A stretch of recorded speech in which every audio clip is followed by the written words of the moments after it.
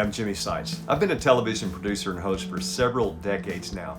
And of all the stories and the people that I've had the opportunity to cover, one of my favorites and most inspiring is the story of Jerry Mullens. You're about to see it now, and you may be wondering, how does it tie in with a BD-4 experimental airplane? Well, you'll find out. And by the end of the story, you're probably going to think, how can I be a part of that? Well, you can be. Here it is.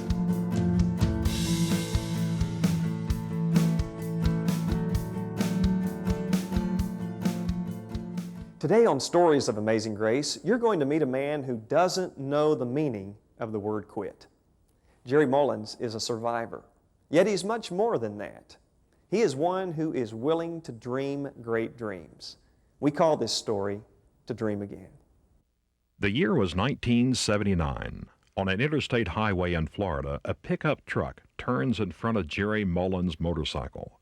Mullens slams into the truck at 55 miles per hour and is thrown 185 feet. He is pronounced dead on arrival by medical personnel at a local hospital. But then, moments later, movement is detected under a sheet. Jerry Mullens is alive, but he is given only a 1% chance of survival. After a 3-month hospital stay and 2 years of recovery, Jerry, who was a pilot with Eastern Airlines, jokes that his accident was his only bad landing. During the recovery period, Jerry nurtured a dream of flying non-stop around the world, never refueling. In the preparation process, he did set a world record in 1981 for the longest solo non-stop flight without refueling. Mullens remained aloft for over 73 hours in a plane dubbed the Phoenix. Hello, I'm Jerry Mullens. The following film clip depicts the successful completion of a preliminary flight. It is one of a series planned to culminate in the non-stop, non-refuel flight around the world. Even though this particular flight you're about to see was a shakedown cruise, it still set the piston engine closed course world distance record, more than 10,000 miles and lasting over 3 days. The longest flight I had made previously in the Phoenix was only 4.5 hours. But the 3-day flight was the longest solo flight ever made.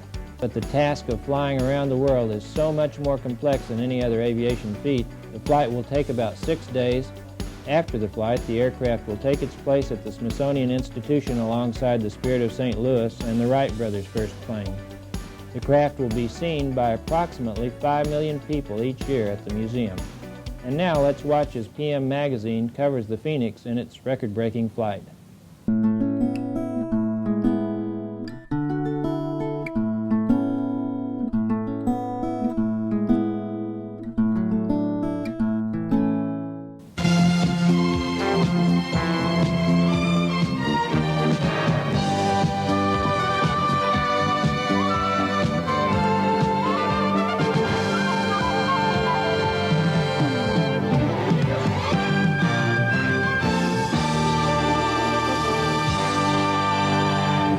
Aboard a brand of 747 right now, and with me is pilot Joe Fleming. This particular flight is headed for Honolulu, and I gotta tell you, boy, I'm tempted to be a stowaway. Come with us. How long have these planes been in service? They've been in service, Lisa, since 1970. We have a fleet that flies around the world. We can fly this particular airplane a quarter of the way around the world non-stop. Some interesting trivia here. We're sitting up almost 3 stories. Wingtip to wingtip distance on the 747 is longer than the Wright brothers' first flight at Kitty Hawk. Wow, we've come a long way. Yes, we have. Well, this is certainly the way to fly. We'd like to have you come with us. Well, I'm tempted, I tell you.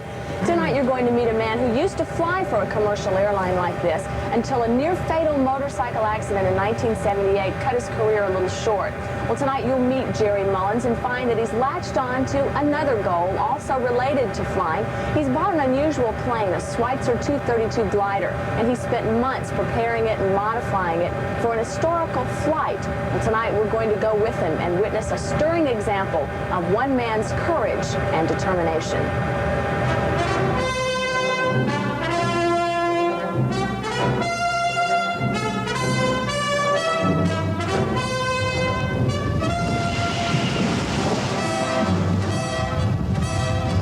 It is May 11, 1981, and pilot Jerry Mullens has just completed a hair-raising belly landing at the El Reno Airfield in Oklahoma. Soon he hopes to fly this same aircraft on a closed-circuit course over 11,000 miles without stopping or refueling.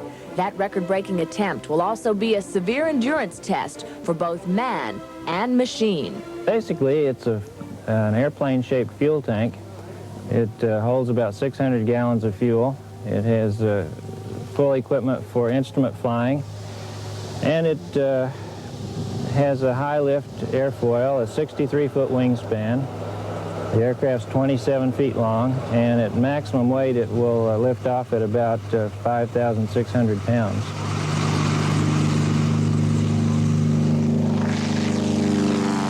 Jerry's record attempt will take him from Oklahoma City to Jacksonville, Florida, and back again 6 times non-stop.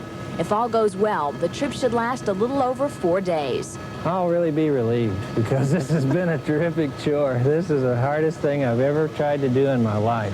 Part of that hardship has been financial. Although an Oklahoma City company donated fuel for the flight, total funding is around the 6-figure mark, and it's been mostly personal. Mainly, though, the sponsorship came from my wife, Grace, who let me take the family finances and ruin them to go ahead and do this program. We have kind of a real open relationship. He'll let me do almost anything I wanted to do as long as it doesn't harm me physically, and I try to do the same for him. You have to let people reach their goals if it's possible. I'm fearful for Jerry's safety, but as he tells me, I'm a lot more in danger of driving a car than he is flying a plane. Well, that may be true, but Jerry is going to be flying for over 72 hours with little sleep, and that puts a whole new perspective on the safety of his flight. One of the records he's going after was established by a B-52 with a crew of nearly a dozen men. Jerry's flight will be solo, and his airborne gas tank will have to perform perfectly if he is to be successful. Oh, he's coming through now, everybody.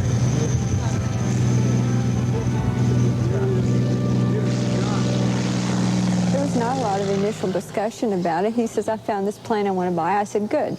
And, you know, and then it was going, and you're so far into it at that point, it has to be a success. I'm ready. It is December 5th, and Jerry Mullens, after months of mechanical problems and weather delays, is ready to go.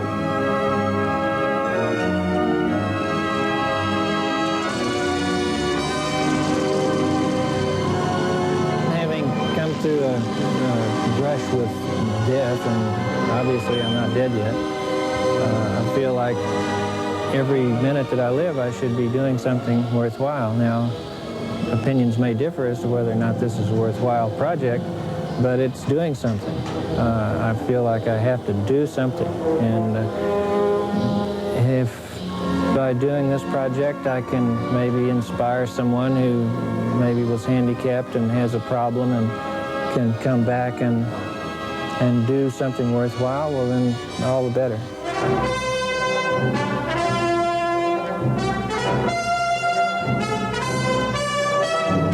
All goes well during the first few days of flight.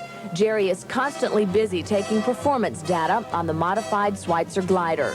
Food consists of a handful of peanuts or sunflower seeds.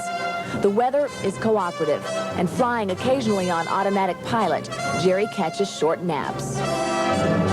Suddenly, on Monday afternoon, the autopilot malfunctions, and it appears as though Jerry will have to abort his record attempt.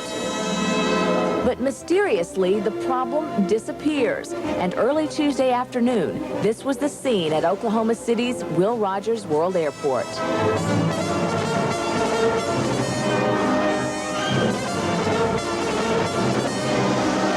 All in all, except for my ignorance about coefficients of friction between steel and concrete, I felt that the landing was okay.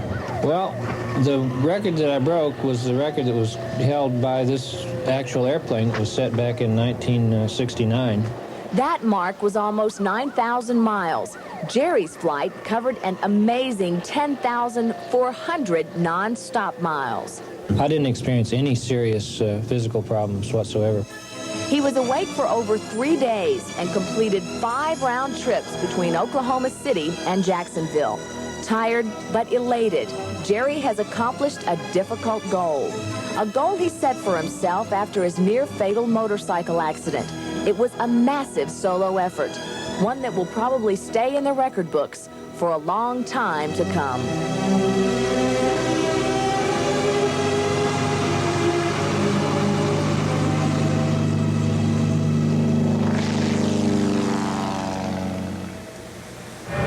Jerry's not completely satisfied with his most recent accomplishments. In fact, his next goal is to try to fly all the way around the world non-stop and without refueling. And you talk about being exhausted. Fatigue is an ever-present problem, Lisa. As a matter of fact, most pilots I know mitigate fatigue by using dynamic tension or deep knee bends in the cockpit, or we'll take a stroll and check the environment and talk to the passengers throughout the flight. This helps considerably. Makes us feel better back there, too. You betcha. You stay with us. We're coming back after a short break. Following that success, Jerry became an active trader in the stock market, developed an extensive portfolio, acquired real estate, and owned expensive cars and a boat. But then his life once again came crashing down. In a 2-week period, he lost it all. Down but not out, Jerry Mullens is dreaming again. Jimmy Seitz caught up with Jerry at a local airport to find out where his life is heading now. Jerry, let's go back to the ICU waiting room after the wreck. Your family, your daughters have been told by the doctors that you have less than a 1% chance to survive. What went through your mind at that time? I didn't know that I was so critically ill. Really? My first recollection after the operation, though, was when my 2 daughters and their mother appeared to me. And that was they were the first things that I saw after that. And they were there in brilliant color. Everything else to me had been gray, and I just felt a complete overpowering engulfment in love that was so tangible. It was just something you could almost touch between us. Jerry, I understand that part of your therapy in recovering from this accident was working on an experimental plane with a goal, a dream of setting a world record in flight. How did that help you in your therapy? I thought it would be a good inspiration to people who were handicapped, because at the time I was walking with crutches barely, and I thought it would be good for people to see that it was all right. If you had a handicap, you could still participate in life and do something maybe a little beyond the ordinary. I felt good about having set those records. I made the longest solo flight ever made in an airplane, as well as the longest distance flown in a closed circuit for that particular class of aircraft. You achieve your dreams of setting 2 world aviation records. You then turn your attention to becoming an active commodity futures trader. You build up a vast portfolio financially, and then in 2 weeks, you lose it all. Why didn't you just give up on life? I would say don't give up, because our greatest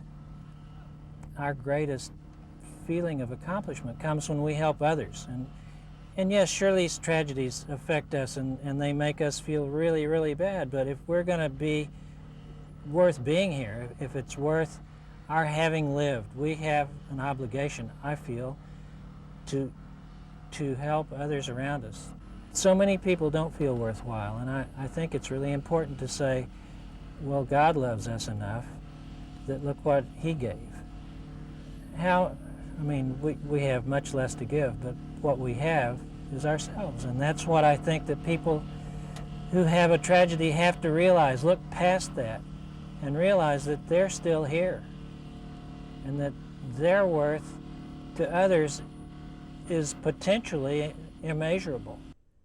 After Jerry's record-breaking flight and the crash of his financial empire in the early 1990s, Jerry decided that he would go back to college. He moved to Dallas and began studying at the University of Texas in Dallas and graduated in 1997 with a 3.97 GPA. He applied and was accepted, against all odds, to attend medical school at the age of 57. What is the next dream in the life of Jerry Mullens?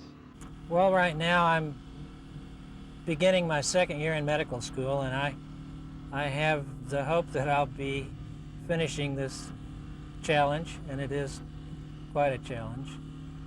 And I want to be able to be as much help as I can to those who are in pain. And I see people all around me every day who are in pain and anguish mentally, and help people who don't realize that they have worth just because of who they are, and help them to realize their potential and eliminate their pain. And that's what I hope I'll be able to do. We never know what the future holds, and in my life it's always been a surprise. Jerry graduated with his medical degree in 2001 at the age of 61. He decided to specialize in psychiatry, which would take 3 more intense years of study and residency work in New York City. During the second year of this residency, hepatitis C manifested itself in Jerry's body. He had contracted hep C from the 28 units of blood that he received after his motorcycle wreck in 1978. It had been dormant for over 3 decades. At the age of 63, Jerry was in for another major fight for his life. The hepatitis C turned into liver cancer within a year, and Jerry went through 28 weeks of interferon, a very strong drug that has only a 20% cure rate and causes severe depression. He was put on a liver transplant list, but the odds were not good that he would receive a new liver in time. Then a call came in during the Christmas holidays of 2005. Jerry rushed to the hospital and received a healthy liver that his body did not reject. Once again, Jerry Mullens had survived a close encounter with death. 1 year later, in 2006, the hepatitis C once again attacked Jerry's liver. He took a second round of interferon for 28 weeks, enduring great depression, and it did not work. The doctors informed him that there was nothing else to do but live out the remaining days of his life. Jerry took matters in his own hands and decided to take another round of 28 weeks of interferon. And this time, it worked. He became one of the 20% of people who are cured by this extreme treatment. Now, you may ask at this point, how many bad things can happen to one person? And how on earth has Jerry Mullens had the will to survive so many catastrophes? The answer is found in Jerry's attitude, as well as in a song that he wrote as he was going through these struggles. I feel that we have to be ready for whatever challenge we face and look at it as a challenge, as an adventure. Life is an adventure. Jerry Mullens is a fascinating man.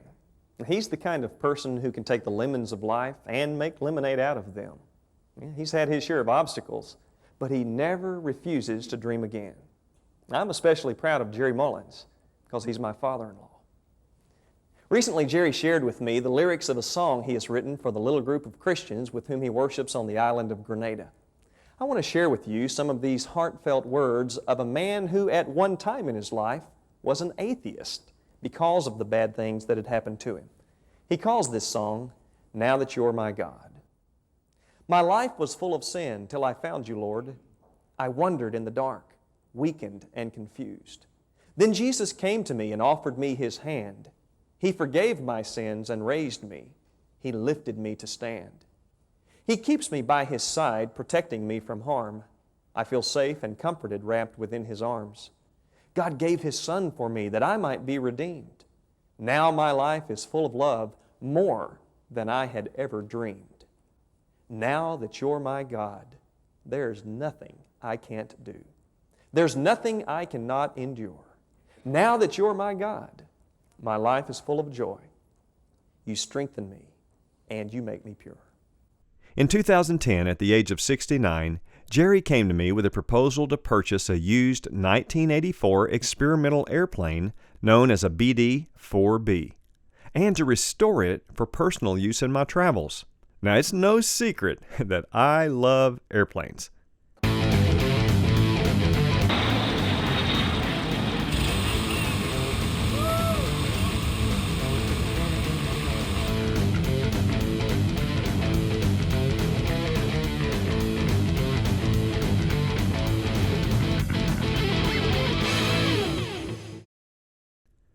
So I jumped at the chance to go in as partners with this world record-setting pilot, my father-in-law, who's going to personally build a workhorse of an airplane for me.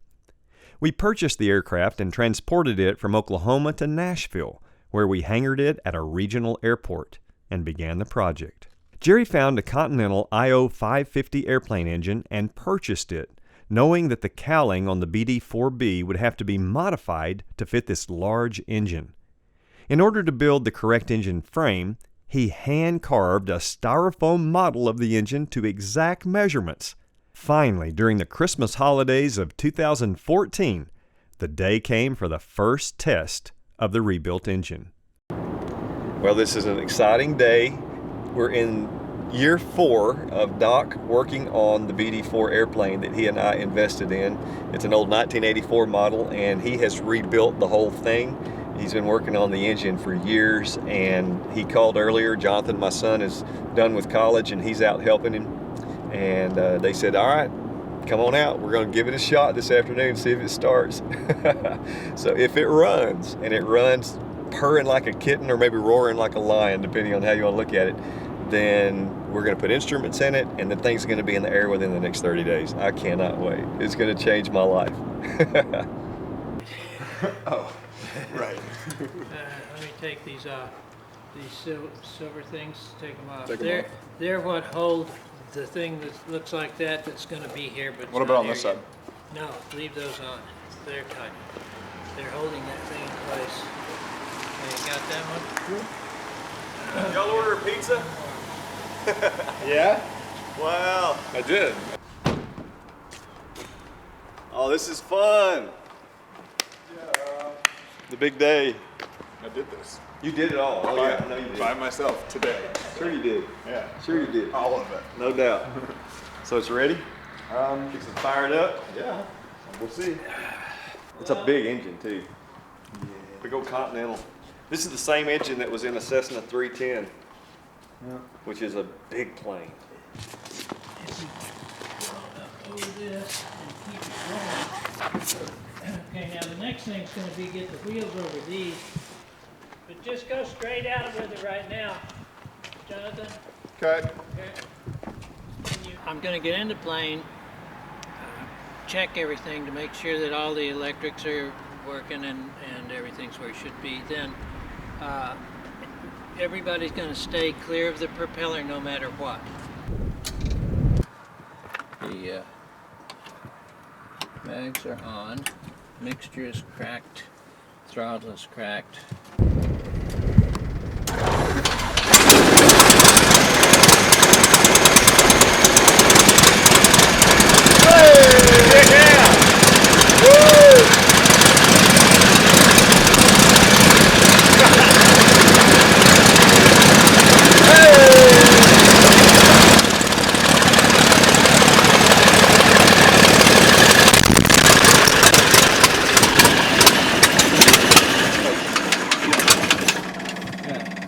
Yeah! How about that? That's all. Let's just. Oh, now the oil pressure comes up. I was shutting it down because the oil pressure hadn't come up. But as soon as we shut it down, it goes whoop like that. That's awesome. Yeah. Doc, you did it. Ah! Built an engine that works. Nailed it. All right. That is so cool. Well, I believe this airplane is going to have an engine that runs. It's going to have oil pressure, and it's going to have fire inside, fire in the hole like it's supposed to, and it's going to pull this airplane like nobody's business. That's I'm so happy to Way to go, Doc. Well done. I don't know. I just don't know how on earth you do this. I really don't. How you figure this all out and build that Well, is just mind-boggling to me. Other people have done this before me. Yeah, This but is still. not the first one. They had to be really smart too, though. Yeah, well, Man, it's crazy. it started, it had oil pressure. No fire, No fire outside, correct? and it sounded great, didn't it? Yeah, Yeah, it did. When it's, you hear at the end there where it started to lope them, Yeah. that's how these things are supposed to idle. That's awesome. So I feel a lot better having heard that. That is awesome. Well, I'd say that's a really good day right there. The engine works, no fire, and now Doc can move forward putting the instruments in on the panel, get the cowling built to fit, and it won't be long. This thing will be in the air, 30 days. Yeah. This engine doesn't have a fuel pump, and it's designed to run without one, with just gravity feed. And I've got the fuel pump in there to put fuel into the 3 cylinders that are on your side. See those little copper pipes? Right. Those are not fastened down the way they will be later. But, Gotcha. And all of this is just in the preliminary stage. There's going to be a cover over this and a scoop in the front and Right. all like that. I got you. But you see, I write notes on it. Yeah. But, So you'll have that built? Huh? So you're gonna have something built that will cover all that, or it's already built? No, I'm going to build it. Okay, I got you. It's started. I mean, got you. I've got the. See how this is? It's going to look like kind of like a part of a drum, you know, on Right. this side here. But then there's going to be the scoop that comes out and comes this way, and the cowling's kind of, it'll be like this, and the scoop will be as far out as I can get it, so that the prop will be able to throw higher speed air. You don't get much thrust from this part of the prop. I got you. And so that way we would get pack more air in and help with the cooling. Gotcha. What year model is this engine? Gosh, 1950s. Sometime. Is that what this 56 is right here? 21356? Yeah, that's where when that accessory case was built. Okay. So Yeah. February the 13th, 1956, this was built right here, all of that? Or Just the part that? where your hand is. So this was built on February the 13th, 1956, 5 years before I was born. Yeah. That part was built. Yeah. That's and- amazing. And some other parts may have been built before that, like that old starter. It's an old 6-volt starter that I had to have, you know, updated to 12 volts and put new bearings in it and whatnot. And That's amazing. yeah, that you know, things, if you treat them right, they'll last. Oh, yeah. And airplanes, I mean, it's not uncommon to go out and fly. In fact, that plane that Christy took her lesson in, it's probably 50 years old. Is it really? Yeah. Wow. When I first started, you heard that clack, clack, clack, clack, clack sound. That's coming from the magnetos, and that clack means it's advancing the timing at just for start. Gotcha. So that it'll be able to start better, and because these don't have variable timing on them. Yeah. And so this kicks the timing up just right for the start, and then once you start, then it stops doing that. Right. So it's if you have them on both, and we have that on both mags, then it's safer too, because sometimes when you have it on just one mag, that other mag firing at a different time, and if you're trying to get it started, sometimes the prop will kick back, and that's that's not good. That's Gotcha. never good. Jerry continued to work on the airplane whenever he came to visit, sometimes staying up to 3 months at a time. Help was hired, and the project was getting closer to completion. Then, the next catastrophe hit in 2018. Jerry tripped on some stairs and broke his neck. Once again, Jerry Mullens battled through the complications of life that were thrown his way. But the years and the battle wounds began to catch up with him, and the BD-4 project has slowly ceased. The airplane has been sitting dormant in the shelter of the hangar for 2 years. That's one of the reasons this story is being told.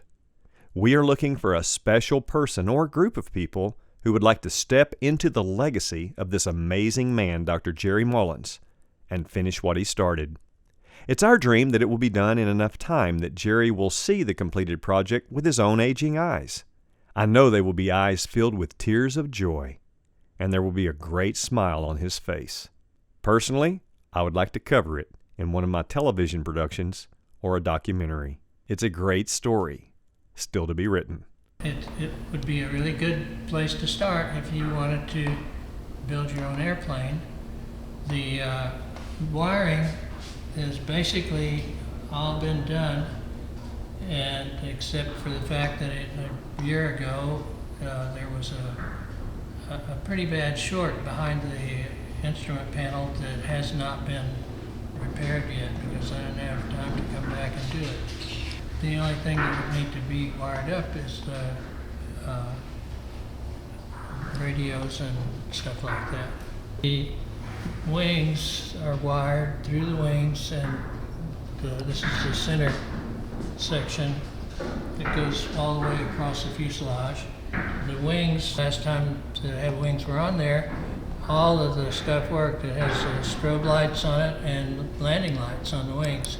There's a navigation antenna in one of the wingtips, so it doesn't have to be out in the airflow. Jack the wings in such a way that they'll slide on here and slide off again. If you have somebody out at the wingtip kind of going like that to make it operate. And that operates okay.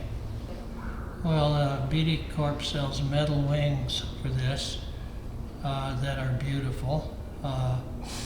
They're all aluminum, and the wing spars that are in these wings, well, if you had bought the metal wings, they used to cost about $10,000 for the set. And BD Corp over in Florida will build them for a cost. I'm not sure what that is.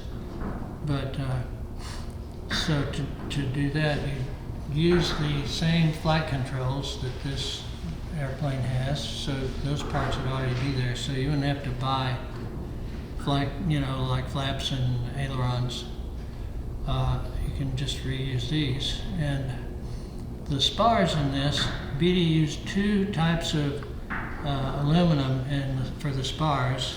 When he started, he used a type of aluminum that is quite a bit stronger and just has generally better characteristics than the type of aluminum that you can get nowadays in a piece of tubing that's this size. And these, I was talking about it when I first bought the airplane. I couldn't get the wings off very well, and so I called him up and asked him how to get the wings off, and he gave me several suggestions, one of which worked. And I said, yeah, I'm glad to know that, because I was just going to cut the spars and put it in. He said, oh, no, don't do that. You've got the good spars. So, well, the problem with these are all fiberglass. And fuel tanks are the inboard bays here. And they're starting to seep because of the change in car gas. And and a lot of people like to use car gas, and at some point along the way, apparently the intermediary guy who had this airplane before I got it, and after the guy who built it sold it to him, used car gas after the car gas was required to have alcohol in it instead of lead. And alcohol is not compatible very well with the type of resin, fiberglass resin, that we normally used to build these wings. And so because of that, lots of these airplanes have had problems with wing tanks seeping through the fiberglass. And the fiberglass, if it's treated with alcohol, eventually gets kind of soft, and then the fuel can seep. And that started happening on this one a couple of years ago. So there's a way to fix it, but you have to cut the top of the tank and go in there and re-fiberglass the inside portions of the bays, and use vinyl ester resin, which is pretty much impervious to alcohol. And that was my plan until the project was shut down. So, I mean, that can be done. I'm in the process of building the top part of the cowling. And so this is the top part of this cowling. What I've been doing is making a plug for the cowling using this is the upper section of this cowling down here, which fits the firewall, and but it's a little too long to fit lengthwise on here. So I have to rebuild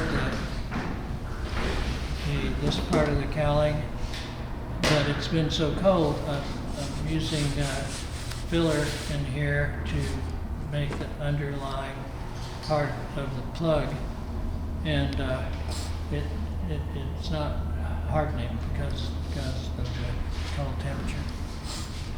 So when it gets warmer, that can be finished. The engine is a Continental 0470, which is 470 cubic inches. It's a 6-cylinder engine. It's got about 900 hours on it since major overhaul, but I don't have the engine logbook. That's what the guy I bought it from told me. And I saw the airplane it came off of. It was a Cessna 180, and it was a 180 on floats. This engine itself was a sand cast engine, and it has a casting flaw that's been on there apparently for a long, long time. About as big around as maybe a quarter, but it's not in a place where it's under much stress at all. So anyway, but it runs. It starts. The last time I ran it, I had the wings on it, and I taxied it around on the parking area out here in front of the hangars, and it ran pretty well. And I was working on those. I can't get the RPM up above 1700. The reason 1700 is a key speed is because this is a constant speed propeller. It's a Macaulay, and it was overhauled about 500 hours ago, and so when I'm running the engine, I'm in testing to see if the prop, when you pull back on the prop speed controller, it's working okay, then the RPM will go down because you increase the pitch of the prop by pulling it back like that, and I haven't been able to get it to do that. But normally the engine doesn't develop enough oil pressure until you get above 1700 RPM. So I don't know if the prop needs to be overhauled or not. And it may be that it's just the tachometer inside of the airplane is reading wrong. So I have a tack that you can just point it at the propeller when the engine's running and tell. I haven't had the chance to do that yet. And if it is running at the right speed, then that's fine. The spinner is, if it's the prop, in other words, the prop's been bolted on the airplane, and it runs, it turns, and the spinner, same thing. Seats need some work.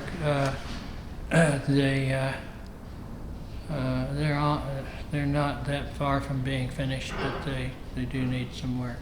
The folding mechanism needs to be rebuilt. The pilot seat and the co-pilot seat. The back seat doesn't need any work, except that it's a sling seat and it's a canvas, which I would replace. Because the canvas is relatively old. The magnetos are now, I've got it with a A&P mechanic here at this airport, and they should be fine. He's checked it and he doesn't think that they were damaged by that short. That's a motor mount for the BD4. It's for an IO or an O360 Lycoming. Right here is an exhaust that came with the airplane. And what is it? What kind is it? It's an exhaust system for an O360 Lycoming for the engine that was originally on this airplane. We have a brand new windshield. Yep. Okay. So that's why it's covered up, just so that it will be protected. Yeah, So the airplane, when you got it, you paid how much? $8,000.